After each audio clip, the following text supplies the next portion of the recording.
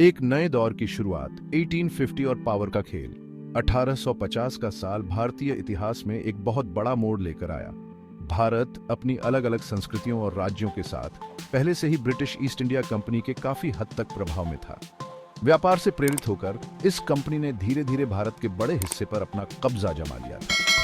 लेकिन 1850 में बदलाव की हवा चलने लगी, जिसने एक नए युग की नींव रखी।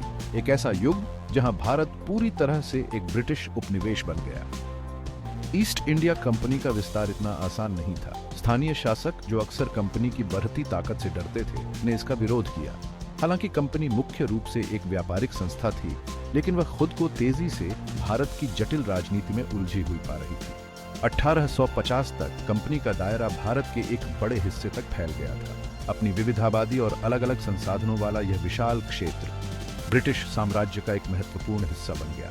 हालांकि कंपनी का शासन विरोधाभासों से भरा था। जहां एक तरफ यह प्रशासनिक और तकनीकी बदलाव लेकर आया, वहीं दूसरी तरफ इसने भारत के संसाधनों और लोगों के शोषण को भी बढ़ावा दिया। इस दौर में एक जटिल प्रशासनिक व्यवस्था का विकास, नई तकनीकों की शुरुआत और पश्चिमी शिक्षा का प्रसार हुआ। हालांकि इन सभी चीजों को लागू करते समय भारतीय लोगों की जरूरतों या आकांक्षाओं का ध्यान नहीं रखा गया। असंतोष के बीज बोए गए थे और जैसे जैसे 19वीं सदी आगे बढ़ी, भारत में राष्ट्रवादी चेतना का उदय हुआ।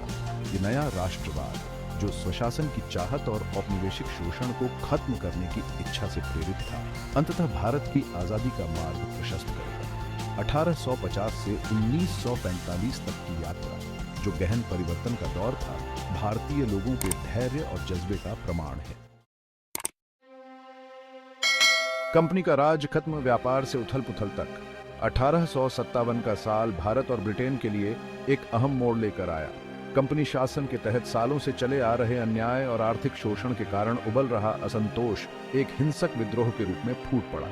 यह विद्रोह, जिसे सिपाही विद्रोह या भारत की पहली आजादी की लड़ाई के रूप में जाना जाता है, ने भारत में ब्रिटिश शासन की नींव हिला दी। यह सब कंपनी की सेना में भारतीय सैनिकों या सिपाहियों के बीच एक विद्रोह के रूप में शुरू हुआ, जो जल्द ही एक बड़े विद्रोह में बदल गया। नई राइफल कार्ट्रिज की शुरुआत, जिसके बारे में अफवाह थी कि उसे जानवरों की चर्बी से चिकना किया जाता है, जो हिंदू और मुस्लिम दोनों सैनिकों के लिए अपमानजनक था, ने इस विद्रोह को हवा दी। लेकिन इस विद्रोह की जड़ें और भी गहरी थीं। शुरुआत में विद्रोह की ताकत और गंभीरता को देखकर ब्रिटिश हैरान रह गए, लेकिन उन्होंने क्रूरता से इसका जवाब दिया। आखिरकार विद्रोह को कुचल दिया गया, लेकिन यह शासकों और शासित दोनों की मानसिकता पर एक अमिट छाप छोड़ गया। अंग्रेजों के लिए 1857 का विद्रोह भारत पर अपनी पकड़ की नाजुकता की कड़वी याद दिलाता था। विद्रोह के बाद ब्रिटिश सरकार ने भारत पर सीधा नियंत्रण कर लिया। ईस्ट इंडिया कंपनी को भंग कर दिया गया और महारानी विक्टोरिया को भारत की साम्राज्ञी घोषित किया गया। इसने भारत में ब्रिटिश शासन की प्रकृति में एक महत्वपूर्ण बदलाव को चिह्नित किया, जो एक कंपनी के व्यावसायिक उद्यम से सीधे क्राउन नियंत्रण में बदल गया। 1857 की घटनाओं ने एंग्लो इंडियन संबंधों में एक महत्वपूर्ण मोड़ के रूप में काम किया, जिससे लंबे समय तक चलने वाले परिणामों के साथ एक नए युग की शुरुआत हुई। विद्रोह और सुधार, राष्ट्रवाद के बीज बोए गए। 1857 के विद्रोह का दमन भारतीय इतिहास में एक महत्वपूर्ण मोड़ था। इसने अंग्रेजों को भारत पर शासन करने के अपने तरीके पर पुनर्विचार करने के लिए मजबूर किया, जिससे उनके नियंत्रण को मजबूत करने और भविष्य के विद्रोहों को रोकने के उद्देश्य से कई सुधार हुए। हालांकि इन्हीं सुधारों ने अनजाने में एक नए भारत के लिए बीज बोए, एक ऐसा भारत जो अपनी पहचान और स्वशासन की आकांक्षाओं के प्रति जागरूक था। 1857 के विद्रोह के परिणाम स्वरूप कंपनी शासन का अंत और ब्रिटिश क्राउन को सत्ता का हस्तांतरण हुआ। 1858 के भारत सरकार अधिनियम ने ईस्ट इंडिया कंपनी को भंग कर दिया और भारत को सीधे ब्रिटिश सम्राट के अधीन रखा। यह कदम, जबकि प्रशासन को कारगर बनाने के लिए था, ने ब्रिटिश नियंत्रण के अधिक प्रत्यक्ष और मुखर रूप का भी संकेत दिया। 1857 के बाद के दौर में कई सामाजिक और प्रशासनिक सुधार भी देखने को मिले। अंग्रेज एक और विद्रोह को रोकने के लिए उत्सुक थे।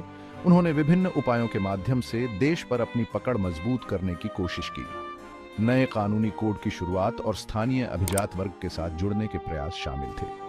अंग्रेजों ने व्यापार और संचार को सुविधाजनक बनाने के लिए रेलवे और नहरों जैसी बुनियादी ढांचे की परियोजनाओं में भी निवेश किया। इन सुधारों ने भारतीय राष्ट्रवाद के विकास में भी योगदान दिया। पश्चिमी शिक्षा की शुरुआत ने भारतीयों को लोकतंत्र, स्वतंत्रता और राष्ट्रवाद के विचारों से अवगत कराया। रेलवे और संचार नेटवर्क का विस्तार भारतीयों को जोड़ने में मददगार साबित हुआ, जिससे साझा पहचान और सामान्य उद्देश्य की भावना को बढ़ावा मिला। असंतोष की आवाजें, भारतीय राष्ट्रवाद का उदय। 1857 के विद्रोह के बाद के दशकों में भारतीय राष्ट्रवाद का जन्म और विकास हुआ। 1857 की घटनाओं से उपजे बीज ब्रिटिश सुधारों के अनपेक्षित परिणामों के साथ भारतीयों की एक नई पीढ़ी के उद्भव का कारण बने। शिक्षित, वाक्पटु और अपनी पहचान और अधिकारों के प्रति जागरूक, ये नई पीढ़ी भारत में ब्रिटिश शासन की नींव को चुनौती देगी। शुरुआती राष्ट्रवादी नेता, जो अक्सर नई शिक्षित अभिजात वर्ग से आते थे, ने इस बढ़ते हुए आंदोलन की आकांक्षाओं को व्यक्त करना शुरू कर दिया। उन्होंने संगठन बनाए, अखबार प्रकाशित किए और उग्र भाषण दिए, जिसमें अधिक स्वायत्तता और ब्रिटिश शोषण को समाप्त करने की मांग की गई। इन शुरुआती राष्ट्रवादियों ने मौजूदा व्यवस्था के भीतर सुधारों की वकालत की, सरकार और प्रशासन में भारतीयों के लिए अधिक प्रतिनिधित्व की मांग की। इस दौर में सबसे महत्वपूर्ण घटनाओं में से एक थी 1885 में भारतीय राष्ट्रीय कांग्रेस का गठन।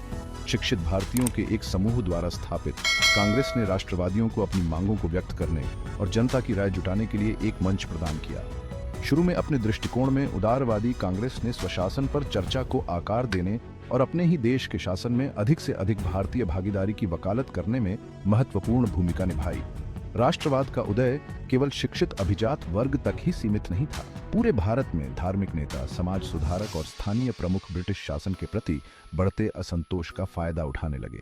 उन्होंने जनता को संगठित करने के लिए अपने प्रभाव का इस्तेमाल किया, अक्सर प्रतिरोध के अपने संदेश को स्पष्ट करने के लिए धार्मिक और सांस्कृतिक प्रतीकों का सहारा लिया। इस अवधि में भारत के गौरवशाली अतीत में रुचि का पुनरुत्थान देखा गया, जिसमें राष्ट्रवादी नेताओं ने भारतीयों के बीच गर्व और एकता की भावना को प्रेरित करने के लिए प्राचीन साम्राज्यों और वीर व्यक्तियों की विरासत का आह्वान किया।